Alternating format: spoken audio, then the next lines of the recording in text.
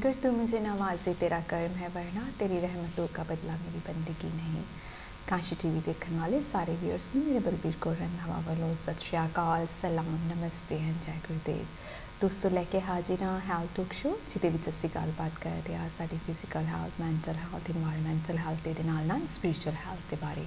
सो हर बारी कोई ना कोई खास गेस्ट आते हैं जो सानूं इन्फॉर्मेशन प्रोवाइड करते हैं, नॉलेज एंड अवेयरनेस देंदे ने खास हैल्थ टॉपिक ते। तो एज तुसीं याद होएगा भी असीं रीसेंटली शो किया सी ऑटिज़म ते साडे नाल साडे हैल्थ टॉक शो विच शामिल होए सी डॉक्टर शिल्पी शर्मा। तो उन्होंने प्रोग्राम में तुसी बहुत सलाया सी, काफ़ी सारे मैसेजेस भी आए सी, फोन कॉल्स भी आए सी। तो तुसी जानना चाहते सी गांह होर जानकारी कि ऑटिज़म दे नाल जिहड़े रिलेटेड कंडीशन होंदियां उन्हां दे बारे तुसी जानकारी जानना चाहते सी, जिद्दां ADHD हो गया, लर्निंग डिसेबिलिटी हो गई, एपिलेप्सी हो गया, होर रिलेटेड कंडीशन जिन्हां नूं ऑटिज़म हुंदा है। कई कंडीशन होंदियां उन्हां दे नाल होंदियां पहले या फिर बाद च हो जांदियां, तो जानना चाहते सी इहदे बारे इन्फॉर्मेशन होर दित्ती जाए। तो पहले तो मैं तुहाडा तहे दिल तो धन्नवाद करना चाहांगी कि तुसी जिहड़े सी सानूं साइन पोस्ट भी किया, साडे नाल गलबात भी की एंड अपने क्वेश्चन भी रखे ऑटिज़म दे बारे, तो कां होर जानकारी जानना चाहते सीगे। तो इहदे तो सानूं यह पता लगता है भी तुहाडा इंटरस्ट हैगा। तो एज आई मैंशन कि साडी कॉफी मॉर्निंग्स जिहड़ियां हुंदियां ऑटिज़म दी एह भी हुंदियां ने इन्फॉर्मेशन प्रोवाइड करन लई, जिथे डॉक्टर शिल्पी भी आंदे हैं, साडे होर गेस्ट भी आंदे। जेकर तुसी ओहदे च भी आना चाहो तो आ सकदे हो, फ्री एडवाइस दित्ती जांदी है। तो चलांगे साडे अज दे जिहड़े गेस्ट ने जो कि शिल्पी शर्मा ने, डॉक्टर ने, स्पैशलाइज्ड इन ऑटिज़म ADHD दे विच स्क्रीन टेस्ट भी करते हैं कि इन्हां कोलों असीं जानकारी लांगे अज दे जिहड़ा साडा मेन टॉपिक है ADHD एंड ऑटिज़म दे बारे। सो सब तो पहला इन्हां दा स्वागत करते हैं काशी टीवी ते। Shilpi, thank you so much for coming to Kashi TV and again once again you are here to provide us knowledge on autism and ADHD. Thank you. Thank you. So Shilpi, before we start our health talk show, let me introduce you to yourself. Actually, what do you do? If you can introduce yourself, what do you do and what areas do you cover? So कौन से areas आप cover करते हैं related to autism? Okay, so I'm a psychologist and at the moment I work as a neurodiversity practitioner, meaning autism and ADHD के assessment and diagnosis. I work across 4 different companies. There are 6 to 7 different NHS contracts and सारे age groups starting from 3 to 4 years of age till 80, 90, whatever you can imagine. So बहुत wide आपका area जो इनसे आप cover करते हैं। इसमें मैंने देखा है कि कई स्पेशलाइज जस्ट यंग एज के बच्चों के लिए करते हैं, ऑटिज़म हो या ADHD हो, पर आपका ओवरऑल जो उनका एक्सपीरियंस है not just with young children, adult के साथ भी है, उसमें आप from young age to their old age और एडल्ट है ना, जो इनसे जिनको हम कहते हैं, उसमें आपने काफ़ी एक्सपीरियंस भी ग्रैंड किया होगा। जैसे आपने बताया कि कितने वाइड कम्युनिटी में आप काम करते हैं, not just based on NHS but privately भी आप काम करते हैं और सर्टन अदर प्लेसेस जाकर भी आप असेसमेंट्स वगैरह करते हैं। तो शिल्पी, आपका एक्सपीरियंस, जैसे हमने पहले लास्ट टाइम जो सा हमारा शो था उसमें ऑटिज़म के बारे में बात की थी और आपने काफ़ी इन्फॉर्मेशन ऑटिज़म के बारे में प्रोवाइड की, ऑटिज़म क्या है, साइंस, सिम्टम्स वगैरह क्या हैं। लेकिन अब जैसे हमारे जो उनसे व्यूअर्स हैं वो जानना चाहते हैं मोर ऑन ADHD, जो कि एक नई चीज़ है रिलेटेड टू ऑटिज़म में। तो इसके बारे में पहले तो हम थोड़ा सा डिफरेंस जान लें कि ऑटिज़म और ADHD में क्या डिफरेंट है। तो स्टार्टिंग ऑफ विद ऑटिज़म कि ऑटिज़म क्या है, थोड़ा सा फीडबैक कर दे अपने व्यूअर्स को। तो फिर आप अगर ADHD के बारे में भी थोड़ा सा बता दें, साइन एंड सिम्टम्स एंड जो भी इनके क्लिनिकली आपने देखे हैं। श्योर। सो ऑटिज़म सोशल कम्युनिकेशन डिसऑर्डर होता है, मीनिंग ऑटिज़म का चाहे वो बच्चा हो चाहे वो एडल्ट हो, सोशल लेवल पे कोई इम्पेयरमेंट, कोई डिफ़िकल्टी होती है जी ना। उसमें 2 टाइप की सोशल डिफ़िकल्टीज़ होती हैं। एक होती है where they want to socialise, उनका मन करता है फ्रेंड्स बनाने का, लोगों से मिलने का, बट उन्हें आता नहीं है। और जब वो जाते हैं तो उन्हें बहुत एंजाइटी हो जाती है क्योंकि वो इतने कॉन्शियस हैं कि मैं ठीक बोल रहा हूँ नहीं बोल रहा, मैं आई कॉन्टैक्ट ठीक बना रहा हूँ नहीं बना रहा हूँ, मेरी बॉडी लैंग्वेज ठीक है या नहीं है। तो वो एक होता है। सेकेंड टाइप ऑफ ऑटिज़म होता है जहाँ इंटरेस्ट ही नहीं है, they are quite aloof and isolated, extreme form of introvert, कि उन्हें इंटरेस्ट ही नहीं है। कम्युनिकेशन डिसऑर्डर में होता है कि वर्बल एंड नॉन वर्बल दोनों, meaning one, if it's an adult for example, उनकी कम्युनिकेशन डिफ़िकल्टीज होंगी कि या तो वो बोलते जाते हैं, it's called a lecturer syndrome, कि वो वन साइडेड कन्वर्सेशन करते हैं, कि अगर आप उनसे बात करने की कोशिश करोगे वो आपको एक वर्ड एजवे में नहीं डालने देंगे, वो they talk at you. Second होता है they struggle with talking at all, they are very very quiet, कुछ ज़्यादा ही शाये हैं, वन वर्ड रिस्पॉन्सेज देते हैं। तो autism in essence is a social communication disorder. Communication में नॉन वर्बल भी आता है, for example eye contact. Autism के काफ़ी लोगों को आई कॉन्टैक्ट में डिफ़िकल्टीज़ होती हैं, और ये मोर एविडेंट होता है बच्चों में, क्योंकि बच्चे मास्क करना सीखते नहीं हैं। मास्किंग होती है जब as a child grows into an adult, वो स्ट्रैटेजी सीख लेते हैं to overcome. So when I assess adults, I am often told कि आई कॉन्टैक्ट के लिए हमने आईब्रोज़ के बीच में इस पॉइंट को हम देखते हैं। कोई कहते हैं हम लोगों का आई कलर नोटिस करते हैं, उनकी आई बॉल्स कैसी हैं। One of my recent clients जो मैंने फ्राइडे को असेस किए थे, लास्ट फ्राइडे को, दे सेड कि जब कोई सन ग्लासेस पहना होता है तो मुझे बहुत प्रॉब्लम होती है, क्योंकि मैं उनका आई कलर नहीं देख पाती। So different verbal, non verbal, facial, social communication disorder is what it is. I can talk for hours on this, but उनके facial expressions में भी कई बार होता है। कुछ लोग होते हैं बहुत एनिमेटेड होते हैं, कुछ ज़्यादा ही एक्सप्रेस करते हैं, कुछ लोग होते हैं फेस पे कुछ एक्सप्रेशन होता ही नहीं है। तो इन टोटल सोशल सिचुएशंस में कम्युनिकेट करने में पीपल विद ऑटिज़म को डिफ़िकल्टीज़ होती हैं, चाहे वो किसी भी एज पर हों, और अगर वो एज एन एडल्ट उन्होंने अपने आप को ट्रेन कर लिया है to interact, it puts a toll over their mental health. Meaning, adults काफ़ी बार कहते हैं कि आप मुझे एक social situation में रखो, I will be fine, I will be seen as an extrovert, but उनकी social battery बहुत जल्दी run out हो जाती है, they can't sustain it. तो क्या होता है, वो घर आके snap करते हैं, फिर उन्हें alone time चाहिए, वो avoid करेंगे. So that in essence is autism, और autism में of course we have sensory issues, we have preference for routine, and you know we had a full show on autism, Balbir. It's a very complex condition.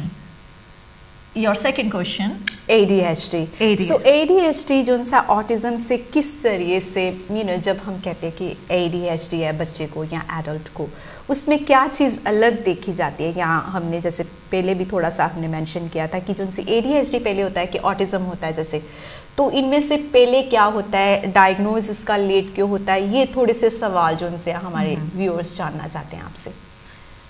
सबसे पहले तो it's not like chicken and egg कि पहले chicken आया या पहले egg आया.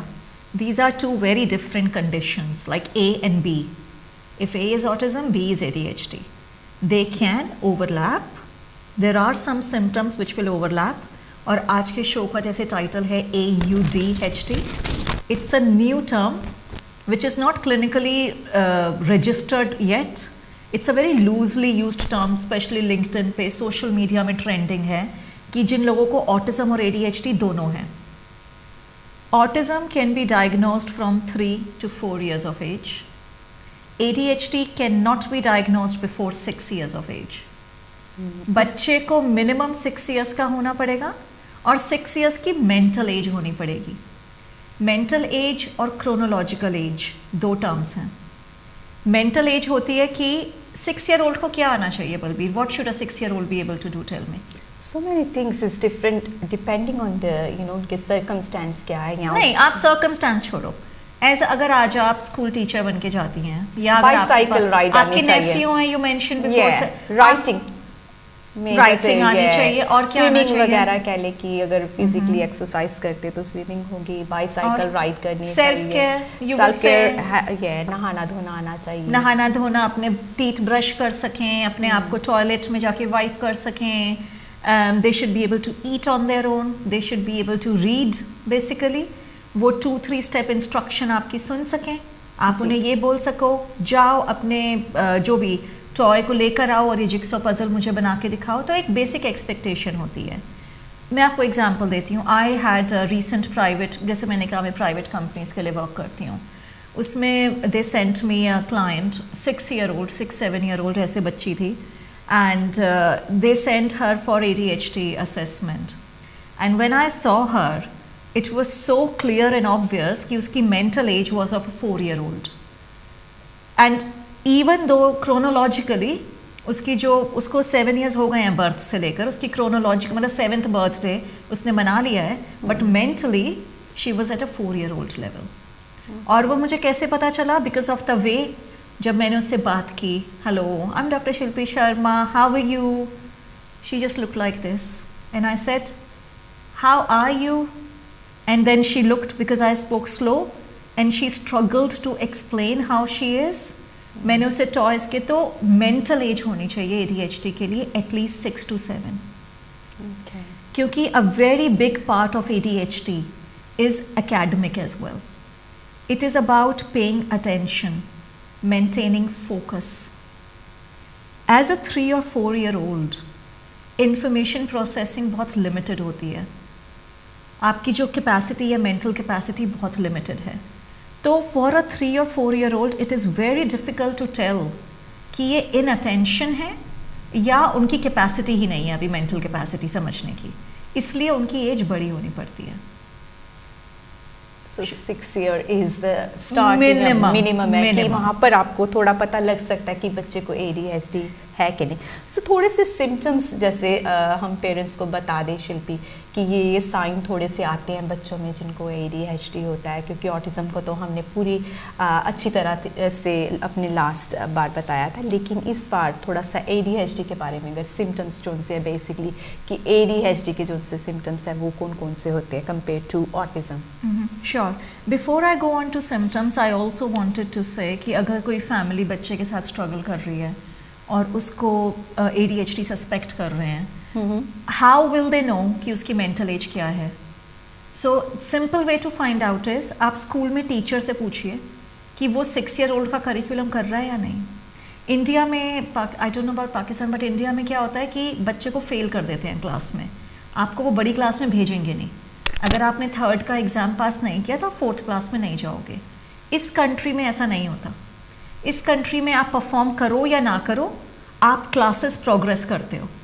You will always go to the next level. वो क्या है अपने रिकॉर्ड्स में रखते हैं कि इस बच्चे का जो लेवल है वो 3-year-old का है although he is going into year 6 level. तो आप टीचर से कंफर्म कीजिए कि जो क्लास में वो पढ़ा रहे हैं उसे जी. वो किस लेवल का पढ़ा रहे हैं and that's how you can tell. Now so एक बारी मैं ये मेंशन करना चाहूँगी जैसे पेरेंट्स इवनिंग वगैरह होती है बच्चों की वो एक बहुत अच्छा ज़रिया होता है कि जहाँ पर आप अपने टीचर्स के साथ बातचीत कर सकते हैं अगर आपको कोई कंसर्न है कि हमारे बच्चे की एबिलिटीज़ सब्जेक्ट में कम है या हमें लगता है कि कोई कंसर्न है तो एवरी आई थिंक 6 मंथ या साल के साल तो पेरेंट्स इवनिंग होती है जहाँ पर आप अपना कंसर्न जो सा है वो टीचर के साथ शेयर कर सकते हैं कि हमें ये कंसर्न है. और कई बार टीचर भी बताते हैं कि हमें नहीं पता लगता कि हमारे बच्चे में ये काबिलियत है या इस चीज़ में उसे थोड़ी सी हेल्प चाहिए तो टीचर भी आपको बताती है. वो एक ज़रिया होता है कम्युनिकेशन का जहाँ पर आप कोई भी कंसर्न हो तो टीचर से बात करें कि चाहे वो कम्युनिकेशन का है या बिहेवियर को लेकर है या कुछ भी ऐसा आपको लगता है कि आपके बच्चे में अलग लग रहा है तो वो आप अगर अपने टीचर को मेंशन करेंगे तो वो आने वाले सालों में हो सकता है कि उसको हेल्प भी मिले. स्पेशल एजुकेशनल नीड टीचर्स के साथ भी असिस्टेंट्स होते हैं वो भी हेल्प कर सकते हैं अगर वहाँ पर लगे कि उनको ज़्यादा सपोर्ट की ज़रूरत है. तो ये एक ज़रिया होता है शिल्पी जैसे आपने मेंशन किया. आई थिंक टीचर्स जोन से होते हैं जब वो पेरेंट्स इवनिंग करते हैं तो एक बहुत बढ़िया ज़रिया होता है पेरेंट्स के लिए. इसमें भी it is a good source but can I just say teachers इस कंट्री में एक क्लास में 30 students that is on average. ADHD जैसे मैंने कहा अभी आपने सिम्टम्स पूछा था ना I am coming to that. अगर आप इंडिया में किसी से पूछेंगे ADHD क्या होता है and Balbir I'm talking about some very renowned psychologists in India. I've spoken to some leaders in the field. When they say, oh, you're diagnosing ADHD and then they say, we also get cases of ADHD and for them, I mean, it's a shock. For them, ADHD is hyperactivity only. So जैसे बहुत उनके हिसाब से India में ADHD के लिए physical over activity चाहिए. और अगर आप इनअटेंशन की बात करें आई हैव बीन टोल्ड कि when I assess I ask one question can your child play video game for 1 hour, बैठ के खेल लेता है वीडियो गेम। अगर पेरेंट्स कहते हैं हाँ तो ADHD नहीं है। And Balvir I was shocked. You know, आप कुछ ऐसे लोग हैं तो कुछ बोल नहीं सकते आप, because out of respect, but ये ऐसा कुछ भी नहीं है। अगर बच्चा 1 घंटा बैठ के 2 घंटे 3 घंटे बैठ के वीडियो गेम खेल पा रहा है, इसका मतलब ये नहीं है कि उसको ADHD नहीं है। इसका मतलब ये है कि video gaming is their special interest, is their fixated interest. ADHD brain जो वर्क करता है, which also relates to symptoms, आपका ब्रेन ऐसे वर्क करता है कि जहाँ पे डिमांड्स हैं, कि आपका अपना इंटरेस्ट नहीं है बट डिमांड्स हैं। स्कूल में लेसन्स में किसको पसंद है, किसी को पसंद नहीं होते। मुझे आज आप बिठा दोगे, मुझे भी पसंद नहीं होंगे। I don't want to sit in lectures, I don't want to study so many subjects a day. तो बच्चे का ब्रेन नहीं फोकस कर पाएगा। बट अगर आप उसको उसकी इंटरेस्ट की चीज़ दे दोगे, कुछ बच्चों की ड्राइंग होती है, कुछ भी हो सकता है जी, अगर वो अपने इंटरेस्ट की चीज़ कर रहे हैं तो वो हाइपर फोकस कर सकते हैं और वो स्टिल भी बैठ सकते हैं 1 घंटा 2 घंटा। कुछ बच्चे लेगो मॉडल्स पे हाइपर फिक्सेट कर लेते हैं। तो जब हम ADHD डायग्नोज करते हैं, we first of all ask the parent what are your children's hobbies, बच्चे के स्पेशल इंटरेस्ट क्या हैं, और वो हम कंसिडर नहीं करते ADHD। तो अगर वो बच्चा 1 घंटा बैठ के कॉम्प्लेक्स लेगो मॉडल बना रहा है, अब उसमें फोकस भी बहुत चाहिए, उसको इंस्ट्रक्शंस पढ़नी है लेगो मॉडल की, छोटे छोटे पीस बहुत ही डेलिकेटली लगाने हैं, तो आप कहोगे इसको तो ADHD नहीं है, वो तो बहुत अच्छा फोकस कर रहा है। बट आप ये मिस कर रहे हो कि उसका ब्रेन कंडीशनड है, because he has that will power, he has that interest. But अगर आप उसे कुछ और करने को कहोगे, अगर आप उसे मैथ्स का सिंपल सा क्वेश्चन सॉल्व करने को कहोगे, he won't be able to do it, because demands नहीं फुलफिल कर पाता brain. Teachers, sorry, I got a bit distracted here with this topic. I wanted to mention about parent-teacher meeting and relying on teachers. Please teachers पे इतना rely मत कीजिए, क्योंकि no, with no offense to any teacher, some of my very good friends are teachers and they are absolutely wonderful. But all I'm trying to say is, एक teacher के लिए humanly possible नहीं है 30 बच्चों पे नज़र रख पाना। 30 बच्चों का भी it's not, अगर मैं भी आज टीचर बन के जाती हूँ एज एन ऑटिज़म एक्सपर्ट, मैं भी नहीं कर पाऊँगी। मैं 30 बच्चों पे एक साथ उनको पढ़ाना भी है, उनको सेफ भी रखना है क्लास में, it is not possible, it's a lot of it. So class में जो बच्चे डिसरप्टिव होते हैं जी, जो बच्चे शोर मचाते हैं या पढ़ते नहीं हैं या उठ के भागते हैं, वो बच्चे बहुत जल्दी नोटिस हो जाते हैं। ADHD और ऑटिज़म की दूसरी साइड भी होती है, जहाँ बच्चे विदड्रॉ कर जाते हैं अपने आप में, बहुत चुप हो जाते हैं, बिल्कुल अपने शेल में बैठे रहते हैं, किसी से बात नहीं कर रहे, टीचर जो कह रहा है हेड नीचे रख के काम करे जा रहे हैं। अब वो चाहे वो स्क्रिबल कर रहे हैं, काम हो रहा है नहीं हो रहा है वो टीचर को ना पता हो, शायद वो बच्चे इग्नोर हो जाते हैं। तो आप टीचर से पूछोगे how is my child doing, they will say very good, no problem, he is good, he comes on time, puts his head down, he does all the work, he never talks to anyone, always listens to me। But आप उनसे teacher से सही questions पूछिए। आप teacher से ये पूछिए, जब आप क्लास में पढ़ाते हैं तो वो कभी हैंड रेस करता है आंसर करने के लिए, बिकॉज उसका मतलब है सुन रहा है नहीं सुन रहा है, फोकस कर रहा है नहीं कर रहा है। अगर आप उससे कुछ काम देते हैं तो how long does he take to finish the work, does he ever bring his work to you on his own, how is his assignments, you know. तो आप उनसे टीचर से क्वेश्चंस अलग पूछेंगे। शिल्पी, ये जो उनसी बात आपने कही है कि जो उनसे टीचर है क्योंकि एक जो उनसे टीचर होते हैं उनको भी थोड़ी सी नॉलेज दी जाती है, आई विल से, बट ये कि फिर वो आ जाती है बात कि कितनी इन्फॉर्मेशन उनके पास ऑटिज़म के बारे में है या ADHD के बारे में है, क्योंकि लॉट्स ऑफ जो उनसे टीचर है बेसिक नॉलेज उनको बताई जाती है कि ADHD में, जैसे आपने बताया कि कई बच्चे जो उनसे होते हैं वो क्वाइट भी रह सकते हैं और जब तक पता नहीं लगेगा कि ADHD में या ऑटिज़म में ऐसे भी बच्चे हैं, क्योंकि नॉर्मल क्लास में कितने लोग डील करते हैं ऑटिज़म या ADHD में, जैसे आपने बताया कि बहुत इन्फॉर्मेशन और अवेयरनेस की ज़रूरत है कि ADHD के बारे में बताया जाए और ऑटिज़म के बारे में भी बताया जाए। I mean I learn still from you, मैंने काफ़ी कुछ आपसे सीखा है। तो इस मुद्दे पर जब ऑटिज़म के बारे में हम बात करते हैं या ADHD के बारे में बात करते हैं तो काफ़ी मिसअंडरस्टैंडिंग भी हो जाती है कि कई ग्रुप्स बनाए जाते हैं कि बच्चे जो उनसे ऑटिज़म में होते हैं ये चीज़ें करते हैं। कि जब नर्सरी में होते हैं ये पाइल बना देते हैं, लाइंस बना देते हैं। ADHD के बच्चे बहुत ओवर एक्टिव होते हैं, जैसे कि सोफ़े पर चढ़ गए और काफ़ी रनिंग अराउंड जैसे ज़्यादा करते हैं। लेकिन शिल्पी ने बताया कि not every child is going to be like that. So हर एक बच्चा हो सकता है डिफरेंट फॉर्म में उसकी ADHD हो या ऑटिज़म हो, और उसका डायग्नोज कह लो या स्क्रीन टेस्ट जो है वो बहुत ज़रूरी होता है। तो अब थोड़ी सी बात करेंगे हम स्क्रीन टेस्ट के बारे में, जो शिल्पी जिसमें माहिर हैं will say, she is expert in that. इन्होंने काफ़ी इनका तजुर्बा है स्क्रीन टेस्ट में, जो कि बहुत ज़रूरी होता है। सबसे पहले तो ये जानेंगे शिल्पी की जो उनका स्क्रीन टेस्ट है वो इतना ज़रूरी क्यों है पेरेंट्स के लिए? स्क्रीनिंग इज़ लाइक ट्रियाज, तो वर्ड पता है, आप भी हॉस्पिटल में भी वर्क करती हैं बल्कि ट्रियाज जो होता है, जी जी, ट्रियाज होता है। आप जैसे GP सर्जरी के जाते हैं, प्रेगनेंसी को भी ले लीजिए, आप कुछ भी कंडीशन को डिफाइन नहीं करेंगे जब तक आपका ब्लड टेस्ट नहीं होगा। कुछ चीज़ों के लिए वो एक्सरे करेंगे, ये सब ट्रियाजिंग होती है। सो ट्रियाज होता है हॉस्पिटल्स में, साइकोलॉजिकल यूनिट्स में एक डिपार्टमेंट होता है जो कि ठीक है, कोई फैमिली आ रही है कि देयर इज़ अ प्रॉब्लम, उस प्रॉब्लम को समझने के लिए they will do a range of tests to identify कि ये एग्जैक्टली है क्या, what is it likely to be. So it's a first step.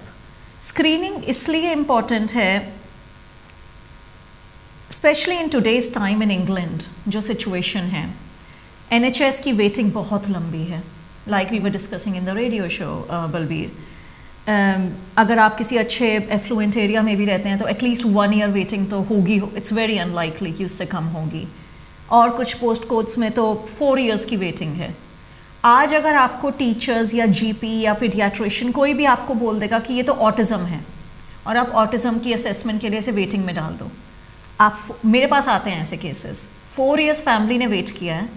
I mean it's so difficult for us as a clinician कि वो family इतनी desperate है 4 years के बाद। बलबीर इमेजिन, वो बच्चा जब 3rd स्टैंडर्ड में था उसका रेफरल डाला था, अब वो सेकेंडरी स्कूल पहुंच गया है, his life is almost destroyed, he is self harming, he is refusing to go to school, he is always in tears, and all we are saying to the parent is it is not autism, it is likely to be ADHD. And parents says, okay, so give us ADHD then. We can't give you ADHD. You have to go back in the waiting list for another 4 years. So, अगर उन्होंने screening की होती year 3 की stage पर, तो उन्हें पता चलता कि जो सिम्टम्स ऑटिज़म जैसे लग रहे हैं, ऑटिज़म मिनिमम है, तो out of 100%, for example 30% of his symptoms are autism-like, whereas 70% of this child's symptoms are ADHD-like. तो फिर ADHD का referral जाता. So that's what screening does.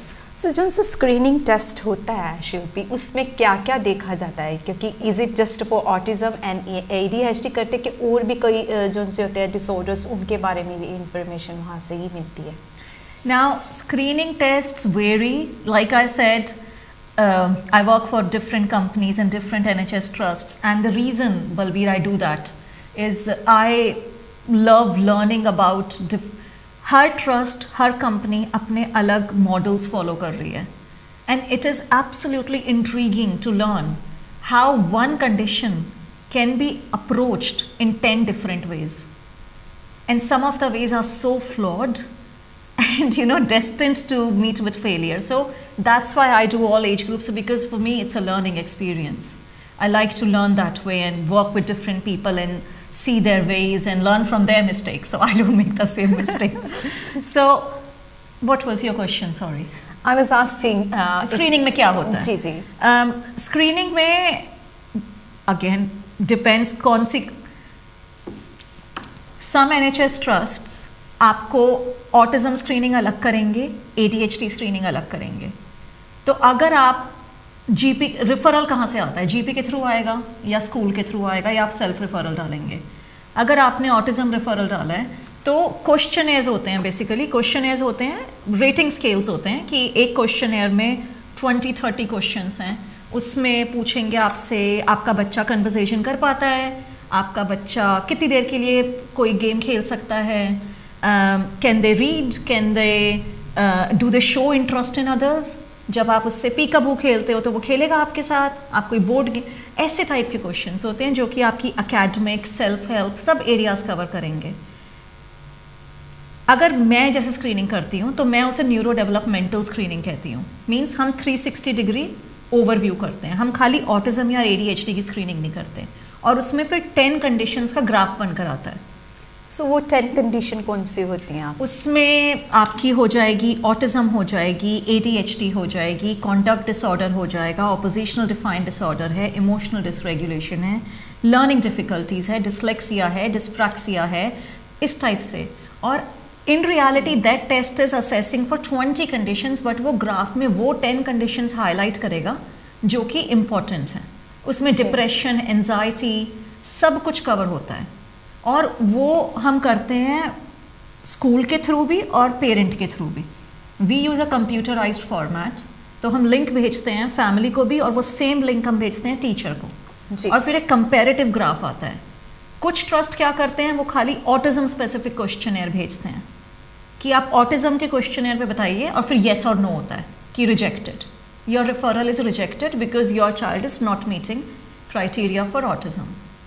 And I think that is where there is a need for this system to improve.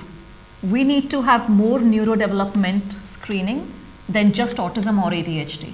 I agree with you because अभी हमें condition का पता नहीं, हम स्टार्ट पहले से लेबल लगा देते हैं क्योंकि हमें ज़्यादातर इन्फॉर्मेशन इसी के बारे में हम मीडिया में या देखते हैं कि ऑटिज़म या ADHD के बारे में। सर्टन कंडीशन का तो अभी हमने मेंशन भी नहीं किया, so we are really far from that. But जैसे आपने बताया कि जो सा न्यूरो डेवलपमेंट जो सा उसकी स्क्रीनिंग आप करते हैं तो राइट एक आपको पता लगता है क्वेश्चनेयर से भी, हाँ इस एरिया में या इसमें स्पेसिफिकली बच्चे को या एडल्ट को हेल्प की ज़रूरत है, तो उसको किस तरीके से करनी है वो शिल्पी बताएंगे कि उसके बाद क्या होता है। So what happen once you realise कि हाँ इस एरिया में बच्चे को मदद की ज़रूरत है या एडल्ट को ज़रूरत है, तो उसके बाद में जो सा स्टेप होता है वो कौन सा लिया जाता है फिर?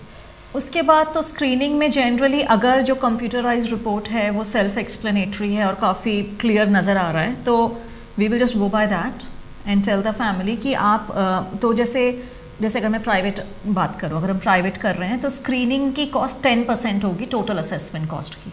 तो जैसे अगर 2000 पाउंड का आपका डायग्नोस्टिक असेसमेंट है, स्क्रीनिंग में आपको 200-250 लगेंगे बस। और उस स्क्रीनिंग से फिर हम पेरेंट को कहेंगे कि ओके आपके बच्चे को लाइकली टू हैव ADHD। मैंने रिसेंटली किया है for my company, I had referral. वो पेरेंट कहती है कि मुझे नहीं पता क्या है, कुछ प्रॉब्लम है, देयर इज समथिंग। और ऐसा बहुत फैमिलीज कहती हैं कि कुछ है, we don't know what, there is something. तो हमने उनकी स्क्रीनिंग की एंड देन सो हमारी जो 2 क्लिनिशियंस हमेशा होते हैं हर केस पर, minimum 2 people. So I have a team of 3। So we discussed and we said okay it is likely to be autism. So फिर हमने पेरेंट्स से कहा अब आप फुल पेमेंट कर दीजिए ऑटिज्म की। वी कैन नॉट गारंटी कि डायग्नोसिस मिलेगा, गारंटी तो कभी नहीं होती, but it is likely to be. Screening में काफ़ी स्ट्रांगली शो हो गया है कि ऑटिज्म रिलेटेड साइंस हैं। फिर हम डायग्नोसिस के लिए बच्चे की स्कूल ऑब्जर्वेशन करते हैं, टीचर को क्वालिटेटिव क्वेश्चन है मतलब ऐसे टाइप क्वेश्चन भेजते हैं कि आप इंटरव्यू भी करते हैं टीचर का, पेरेंट का इंटरव्यू करते हैं, बच्चे से 1-to-1 assessment. But what is important to mention is not every child will go to full assessment stage. कई बार होता है कि इश्यूज़ बहुत माइल्ड हैं, माइनर हैं जी, तो हम फिर पेरेंट को लिस्ट ऑफ सजेशंस भेजते हैं कि आपको डायग्नोसिस की ज़रूरत नहीं है, it's not severe enough, you can just follow these steps at home, give these steps to the teacher, do this for a year and then come back to us. So उसमें फिर आपको ज़रूरत नहीं पड़ती डायग्नोसिस की। कई बार होता है कि it's just a speech delay, अगर 4 साल का बच्चा है फॉर एग्जाम्पल। मैं तो ऑनेस्टली ऑटिज्म भी 5 साल से पहले डायग्नोस नहीं करती, because I think before 5 your brain is not even formed fully, lot of things get caught up. So अगर 5 साल से छोटा बच्चा मेरे पास आता है, मैं हमेशा स्क्रीनिंग करती हूँ और सजेशंस देती हूँ कि आप ये चीज़ें कीजिए। टीचर्स को भी हम सजेशंस देते हैं, you do this this this, parents do this this this, and it has to mirror, it has to be exactly same home and school. और फिर हम 1 साल के बाद करते हैं। सो 1 ईयर के बाद फिर उसके बाद देखा जाता है, डिपेंड्स ऑन द केस, कई बार 6 महीने, because early intervention is very important. It's like soft clay हो गया, अगर आपको पता है कि थोड़ा सा इस साइड मोल्ड करेंगे तो बच्चा ठीक हो जाएगा। तो early years, early intervention is a game changer. 5 साल से पहले का बच्चे को अगर आप स्ट्रैटेजी चेंज कर देंगे उनके साथ कुछ एक, तो बहुत चीज़ें चेंज हो जाती हैं। ADHD, autism, learning difficulty, impact बहुत लो हो जाता है और डायग्नोसिस की ज़रूरत भी नहीं होती कई बार। राइट। सो जब ADHD की हम बात करते हैं, जैसे कि कई बच्चे होते हैं कि घर में तो शरारती होते नहीं हैं पर स्कूल में ज़्यादा हो जाते हैं, तो उसको भी कंपेयर करके देखा जाता है कि कई बार होता है कि बच्चे वैसे ही उनको पता होता है कि हमने कितना एफर्ट इसमें डालना है और कितना नहीं, मम्मी के साथ हम कितना कर सकते हैं और टीचर के साथ नहीं कर सकते। तो ऐसी बातों का कैसे पता लगता है कि because that's very tricky age is well, क्योंकि अंडर 6 और 6 साल के 7 साल के बच्चे मैंने देखा है कि जो कई बार जो होता है ना मास्क पहन कर रखते हैं कि हमने इतनी लिमिट दी हुई है, हमें पता है कि इनका स्टैंड कहाँ तक है। तो उस में आप कैसे डील करते हैं? आपको कैसे पता लगता है कि ये वाकई ADHD है बच्चे को?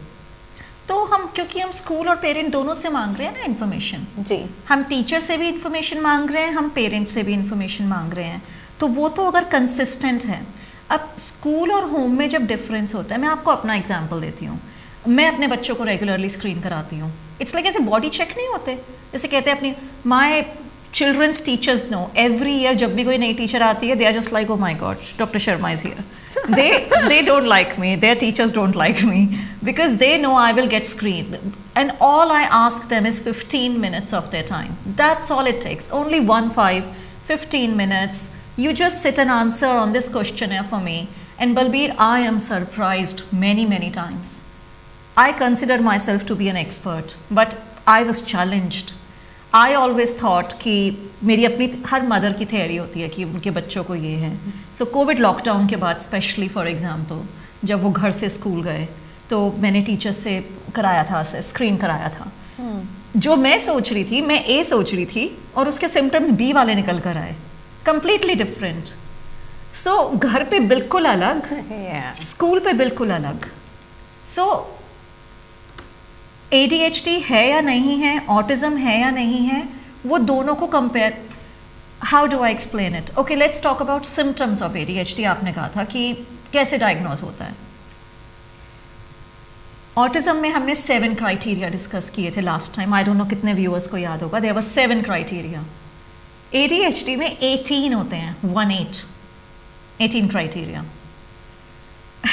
That's a lot. No, it's not actually. It's not. ADHD की assessment is quicker than autism assessment. Autism और ADHD का एक और बहुत बड़ा difference है, जो कि when I have so many interesting examples to give. Every day of my life is so exciting when I meet these people. But it's good because when we give your ideas और जो आपने deal किया, उससे फिर हमारे viewers को भी पता लगता है कि that's happening. So for example, autism में consistent structure चाहिए होता है लोगों को, उन्हें same चीज़ें करनी है, हर रोज़ उन्हें same routine चाहिए, सेम खाना चाहिए। कुछ बच्चे होंगे हमें यही सैंडविच लेके जाना है हर रोज़, हमें यही खाना है, which parents then worry about it, you are not eating variety, आप एक ही चीज़ पे अटक गए हो। ADHD वालों को कई बार ऑपोजिट होता है, उन्हें नई चीज़ें चाहिए, they get bored very quickly. तो कई बार होता है कि बच्चों के लिए अभी तो ये गेम लाए थे, अब आपको एक और गेम चाहिए, अभी तो आपने वीडियो गेम परचेज किया था, you are bored of it already. और कुछ और बच्चे होते हैं वो एक ही चीज़ पे अटके रहेंगे, पेरेंट्स कहेंगे इस टॉय को छोड़ दो, एक और टॉय लाए हैं, play with that now, but they are not interested. Now I have cases specially adults में, how ADHD and autism interact with each other and they contradict each other. So for example, an adult will say as part of their autism they feel compelled. Compelled होता है आपके अंदर से अर्ज होती है, unconscious अर्ज है, मुझे करना है। Compelled to organize, मुझे अपनी बुक्स क्रोनोलॉजिकल ऑर्डर में करनी है, अगर वो क्लीन कर रहे हैं सारी बॉटल्स को साइज कलर ऑर्डर में अरेंज करेंगे। बट जो उनकी ADHD है उसमें एग्जीक्यूटिव डिसफंक्शन होता है, मीनिंग ऑर्गेनाइज वो नहीं कर सकते, वो they are just messy, naturally messy, वो जितना भी चाहें अपनी स्पेस ऑर्गेनाइज नहीं कर सकते। तो अब ऑटिज्म उन्हें कंपेल कर रहा है टू ऑर्गेनाइज, उन्हें मेस देख के कुछ हो रहा है, they can't tolerate mess, but when they start to organize it, they can't. They just end up moving things here and there, and in the end they are achieving nothing. So then they say, so for example, if I have a 30-year-old for assessment, they will say, you know what, doctor, I have found my own way of existing in an organized chaos. They will say, my wife hates it, she and I always have arguments, why is my wardrobe like that? And he said, for me, I know that's organized for me because my ADHD will not let me create categories. Now wife autistic है, बहुत organized है, husband को autism ADHD दोनों है. So it just interferes with each other, but they can both coexist. Yeah. There are ways to work around it. I'm sorry, I may not be answering your questions clearly, but it is too complex because it is presented differently in different people. मैं screen कैसे करते हैं बताना बहुत मुश्किल है. ऐसे हम लोग हर टाइप के क्वेश्चंस आपसे पूछेंगे, आपका अपना यूनिक प्रोफाइल निकल कर आता है और उसमें हो सकता है मोस्ट लाइकली दोनों के सिम्टम्स होंगे, बट एक मेजॉरिटी में होगा और एक माइनॉरिटी में होगा. और फिर हम मेजॉरिटी वाले पे फोकस करते हैं कि go for this, your difficulties are better explained by this condition, so you take a diagnosis. ठीक है, तो नेक्स्ट क्वेश्चन शिल्पी, मैं तुमसे ये पूछना चाहूँगी कि हमने ये तो जाना भी सिम्टम्स क्या क्या होते हैं, तो कई बार जैसे हमने ऑटिज़म में देखा था कि कोजेस भी होते हैं, कि देयर इज़ काफ़ी सारे रीज़न्स जो उनसे हमने देखे थे कि ऑटिज़म के होने के चांसेस इस वजह से हो सकते हैं. क्या ADHD में भी सिमिलर है कि जो उनसे कोजेस हैं वो कौन कौन से आपके देखने में आए हैं ज़्यादा? Honestly, in our work, we don't causes. If you go into theory, जैसे आज अगर कोई ऑनलाइन डाले गूगल पे causes of ADHD या कोई आर्टिकल पिक करे या कोई बुक पढ़े ADHD के, तो theoretical causes होते हैं एक तो, और एक होते हैं रियल लाइफ प्रैक्टिकल. कुछ causes हैं जो आप प्रिवेंट कर ही नहीं सकते, it's beyond your control, there's nothing you can do about it. It's like no matter how much I exercised, मेरी हाइट ही नहीं इंक्रीज हुई या मेरा वेट नहीं कंट्रोल होता, मेरा मेटाबॉलिज्म ही ऐसा है. सो कुछ कॉजेज ADHD और ऑटिज्म का भी यही है, कुछ causes beyond your reach, you this nothing you can do about it. And there are some other causes जो कि आप प्रिवेंट कर सकते हैं. I do believe genetic predisposition कहते हैं इसे, जैसे कहते हैं ना, नॉट एवरीबडी, एक फिश कभी पेड़ नहीं चढ़ सकती, no matter how hard it tries. It's like that. कुछ लोगों में traits हैं genetically predisposed हैं वो ADHD और autism के. अब वो बहुत genetic predisposition होती है, birth process होता है, diet of mother होती है when she is pregnant. So when we diagnose, we take full history. अगर 60-year-old भी हमारे पास आएगा, हम उससे पूछेंगे, do you know when you were born? How was your mom's pregnancy? How were you born? Was it a natural birth? Cesarean? Was your head stuck in the birth canal for too long? Was there any pressure on it? And so on. फिर early years, first 3 years of life, how was their diet? कितना formula milk लिया, कितना breast milk लिया, कितनी sugar थी उनकी diet में, क्या opportunities, किस type की upbringing थी, बहुत type of causes होते हैं. But to be honest, in real life, we don't care about causes so much, we care about diagnosis and treatment. क्योंकि जो हुआ सो हुआ. मे बी अगर आज मैं यूनिवर्सिटी में जाके टीच करना शुरू करूँगी वापस, तो I will focus more on causes. But in clinical field where I'm practicing as a clinician, we don't care much about the causes because जो होना था हो गया. Let's identify, is it actually ADHD? And if it is, what can be done about it then? So, अब चलते हैं इसी question पर. ट्रीटमेंट क्या है इसमें? ADHD में ट्रीटमेंट्स कौन से, किस तरीके से की जाती है अगर बच्चे का या एडल्ट का पता लगता है कि उसे ADHD है तो? That is another aspect that puts ADHD very different from autism. ADHD में सबसे बड़ी बात है मेडिकेशन पॉसिबल है, और इसलिए काफ़ी फेवर्ड कंडीशन है ये लोगों में. लोग खुश हो जाते हैं सुन के कि हमें ADHD है, गुड, क्योंकि उन्हें क्विक फिक्स चाहिए. उन्हें लगता है कि मेडिसिन लेंगे ओवरनाइट हम ठीक हो जाएंगे. ऐसा नहीं है. I wouldn't say so, it doesn't work like that. और इसको ट्रीटमेंट की सेंस में बिहेवियरल स्ट्रैटेजीज होती हैं जी. बिहेवियरल स्ट्रैटेजीज जो स्कूल्स में, और हम हमेशा कहते हैं parents and teachers should work as a team.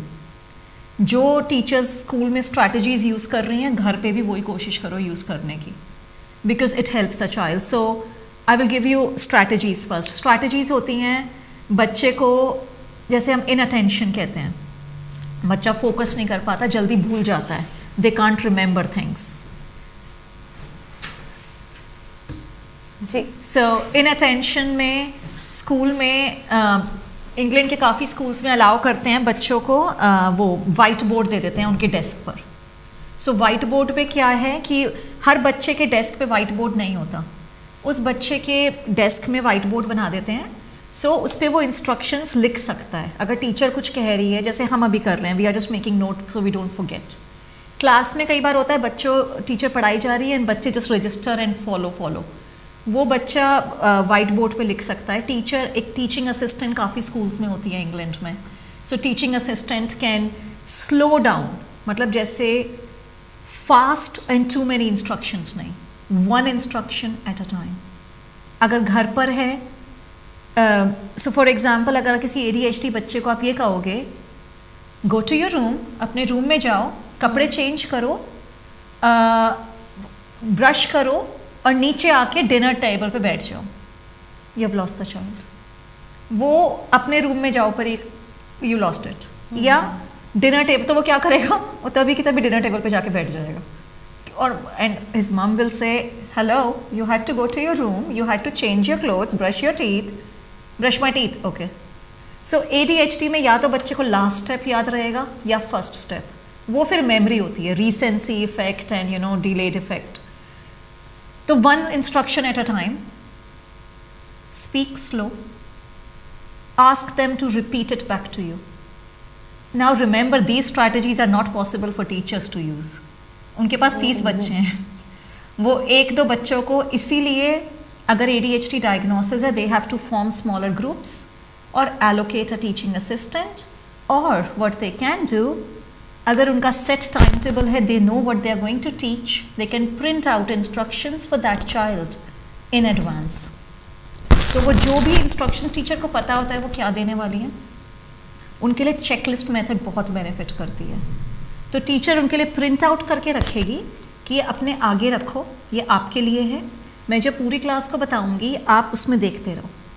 And what they can do is take, so listen, number 1, okay you got on your list, थोड़ा सा उसको अटेंशन दे दो।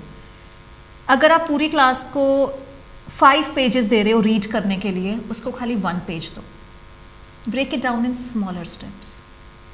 थर्ड, ब्रेन ब्रेक्स होती हैं और मूवमेंट ब्रेक्स होती हैं। ब्रेन ब्रेक होती है जो कि इनअटेंटिव टाइप ADHD में बेनिफिशियल होती है। सो ADHD 3 टाइप्स का होता है, I will speak about it in a minute. Brain breaks चाहिए होती है कि बच्चे को खाली पेन पेपर रख के, चाहे वो ऐसे बैठे हैं, they just need some calm time, they can put their head down on the table, they can just put some headphones लगा सकते हैं, म्यूज़िक सुनने में उन्हें हेल्प होती है, कुछ भी, या उन्हें ड्राइंग दे दो, उनका जो भी इंटरेस्ट है, they may carry small Lego pieces with them if Lego is their interest. You have to allow them that brain break to refresh. कुछ बच्चों को शुगरी ड्रिंक चाहिए होती है, टू जो भी है वो यूनिक प्रोफाइल होगा। मूवमेंट ब्रेक होती है जो hyper active impulsive type ADHD में बेनिफिशियल होती है। उसमें होता है बच्चे को वॉक कर कर आना है। अब स्कूल में you can't just let them out of classroom, it's not safe. So वो फिर आपको अरेंज करना पड़ता है कि कोई टीचर उसके साथ जाए या कोई सेफ स्पेस में वो जाए। So different type of strategies होती हैं। And one more thing I want to say before I forget, Balbir, ADHD is very, very closely related to learning disabilities. काफ़ी NHS trust England में भी अब, if you go for ADHD assessment, they will assess you for your IQ as well. I had a private client recently and they adults थे and they asked me, because they were paying upfront money, so much money, and they said, हो गया ADHD test? मैंने कहा या, आपने IQ test तो किया नहीं? They were English people, so they was, and I said, we don't do IQ. I was working for a company, so, I could just put it on them. Well, they don't do IQ test. Why not? So it has become a norm. So, yeah, it's very complex. It's not that straightforward. So, जब हम IQ level की बात करते हैं तो इसमें क्या include होता है? क्योंकि फर्स्ट टाइम में भी सम ऑफ द जो उनसे पेरेंट्स आए या व्यूअर्स वो पहली बार सुन रहे होंगे भी IQ लेवल, वो हर एक बच्चे का किस तरीके से देखा जाता है कि IQ लेवल में क्या बेसिकली देखते हैं आप? उसके लिए we need a different session, but what I can IQ simple form में अगर आप बता दें कि IQ बेसिकली होता है कॉग्निटिव एबिलिटी। IQ में हम इंटेलिजेंस जो कहते हैं, लूज टर्म इंटेलिजेंस है, उसमें बहुत चीज़ें होती हैं। उसमें आपकी मेमोरी आती है, उसमें आपकी इंफॉर्मेशन प्रोसेसिंग आती है, स्पीड ऑफ इंफॉर्मेशन प्रोसेसिंग आती है, ability to solve complex problem solving आती है, ability to organise things, plan things. Why it is important to ADHD is what I would like to speak about today. अब ADHD के जो 18 criteria हैं for diagnosis, उसमें एक criteria होता है फॉरगेटफुलनेस, कि वो भूल जाते हैं। अब अगर उसको कॉग्निटिव इम्पेयरमेंट है तो उसमें क्या है, इंफॉर्मेशन रिटेन ही नहीं हुई।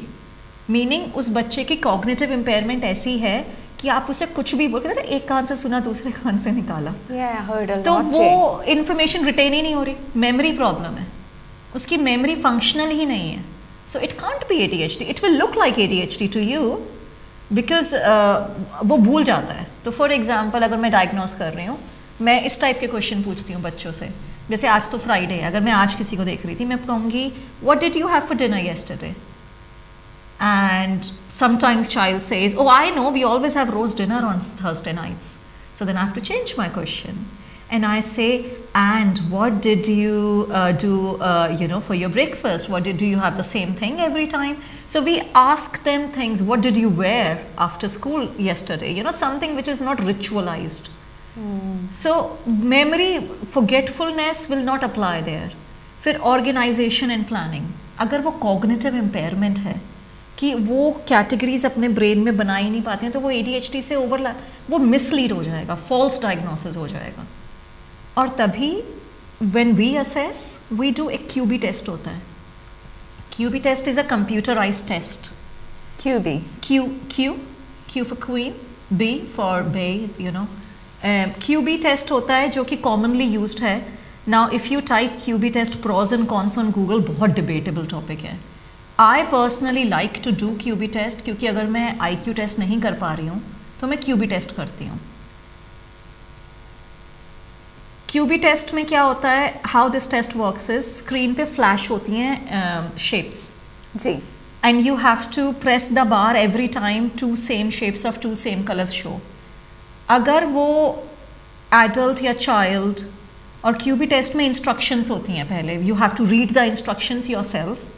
सो हम अगर मैं एक सेम क्लिनिक में बैठी भी हूँ किसी के साथ, फॉर एग्जांपल अगर 35-year-old मेल भी है वहाँ पर, फीमेल, कोई भी professional, very successful person, but if they can't read the instruction, so instructions आती हैं स्क्रीन पे, मैं डेलिबरेटली पुल बैक करती हूँ and I say, I am here if you need me, but I want you to take it as a self administered test.